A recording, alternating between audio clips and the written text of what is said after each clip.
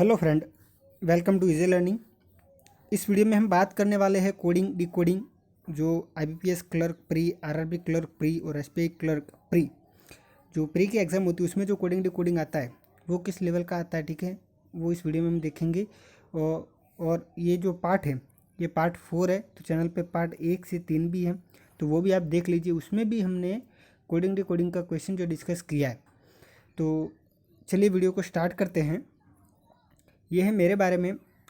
यदि आपको कोई क्वांट और रीजनिंग में डाउट हो और आप पूछना चाहते हो तो इस आईडी पे मुझे सेंड कर सकते हो क्वेश्चन। मैं आपकी हेल्प करने की पूरी कोशिश करूँगा। तो चलिए अब क्वेश्चन देख लेते हैं।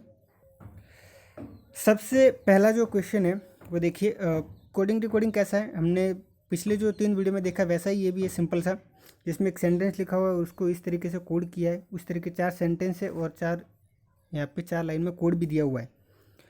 तो इसको कैसे कैसे कैसे सॉल्व करते हैं वो मैं आपको ऑलरेडी फर्स्ट वीडियो में बता चुका हूँ। ठीक है, तो आपने नहीं देखा तो वो उसको भी देख लीजिएगा ताकि एक आपको आइडिया आ जाएगा। और इसमें भी हम देखेंगे हम क्या करते हैं। हम सारे वर्ड के कोड फाइंड नहीं करते, हम केवल उसी वर्ड का कोड फाइंड करते हैं जिसका क्वेश्चन में पूछा है। ये हमारी अप्रोच है। जैसे यहाँ पे पूछा कि टेल, तो टेल का कौन सा कोड है वो हमें बताना है। तो हमारे जो सिस्टम सॉल्व करने का उसमें हम क्या करेंगे, सबसे पहले देखेंगे कि टेल कौन से सेंटेंस में आ रहा है। तो पहले में टेल नहीं है, दूसरे में नहीं है, तीसरे में नहीं है, फोर्थ सेंटेंस में टेल आ रहा है। इसका मतलब क्या हुआ कि ये जो कोड दिया है ना उसमें एक ऐसा कोड होगा जो केवल इसमें ही आता होगा, बाकी इन 3 कोडों में नहीं आता होगा। तो चलिए देखते बी। तो बी ई जो कहीं और पे आ रहा है तो कि थर्ड में बी आ रहा है तो ये कैंसिल हो गया। एल आई कोड कहीं और पे यूज़ किया है तो कि एल आई कोड कहीं पर भी यूज़ नहीं किया। वाई ए कोड कहीं पे यूज़ किया है तो कि वाई ए कोड कहीं और पे यूज़ नहीं किया। कहीं और का मतलब है इन तीनों कोडों में।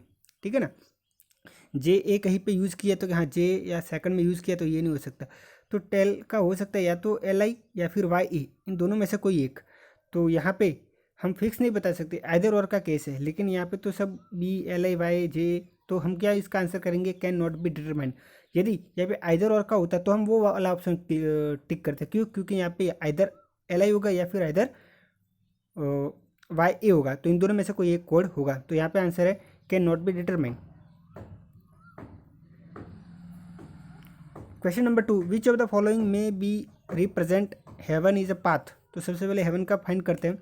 तो कैसे करेंगे, हेवन कहाँ कहाँ पे यूज हुआ है। तो हेवन सेकंड सेंटेंस में है और कहीं और पे हेवन नहीं है। चलिए, तो ऐसा कोड जो केवल यहीं पे आना चाहिए, बाकी और नई जगह पे नहीं आना चाहिए। के यू, तो के यू इधर भी आ रहा है थर्ड में, तो जाने दो। जे ए, तो जे इधर आ रहा था तो ये कैंसिल। आई जी कहीं और पे है, आई जी कहीं और पे नहीं है। A D, A D first में था तो आई जी जो है हेवन के लिए आई जी इसका एक कोड हो गया, आई जी। ठीक है, उसके बाद तो आई जी वाला ऑप्शन हो सकता है, फर्स्ट हो सकता है, सेकंड हो सकता है, थर्ड नहीं हो सकता क्योंकि इसमें आई जी है ही नहीं। और फोर्थ और फिफ्थ भी हो सकता है। ईज की बात करते हैं, ईज कहाँ कहाँ पे है।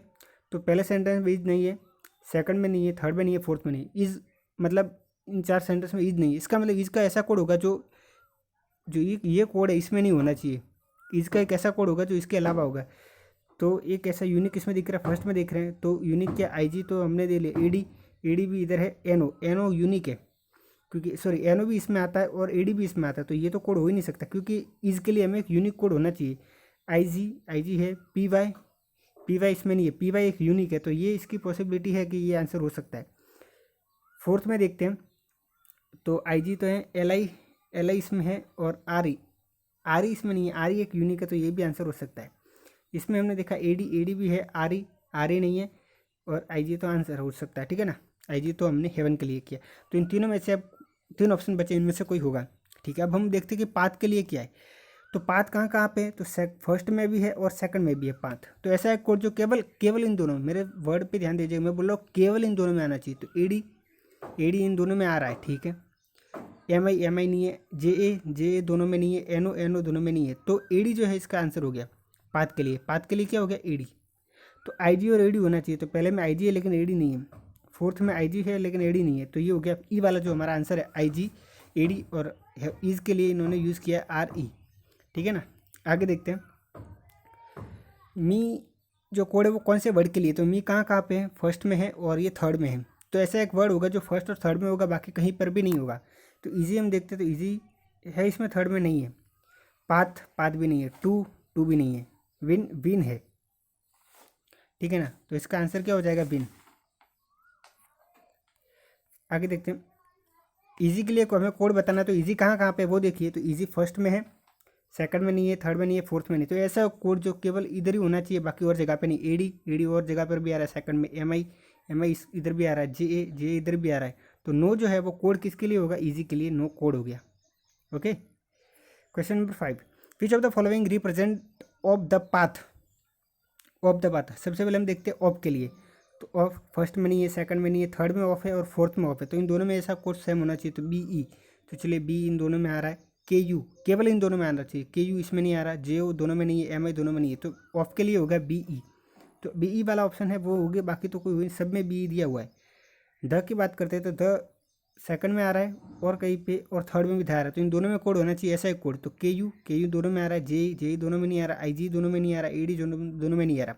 तो के यू जो हो गया, बी ई और के यू हो गया, पाथ के लिए हो गया के। तो बी ई और के यू फर्स्ट में है, सेकंड में नहीं है, थर्ड में भी है, फोर्थ में भी है, फिफ्थ में नहीं है। ठीक है ना, के यू। ओके, अब हमें सॉरी ये ध का आया।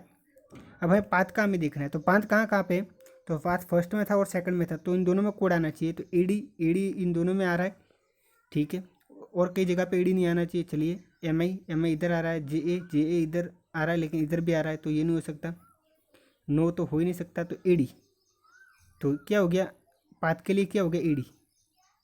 तो अब के लिए बी ई एडी और के यू। तो बी ई एडी और के यू, तो फर्स्ट वाला आंसर है। बाकी देखिए कहीं पर भी इसमें एडी नहीं है और इसमें भी एडी नहीं है, तो आंसर हो गया ए। तो इस वीडियो में इतने यही एक कोडिंग टू कोडिंग। आई होप कि आपको पसंद आया होगा।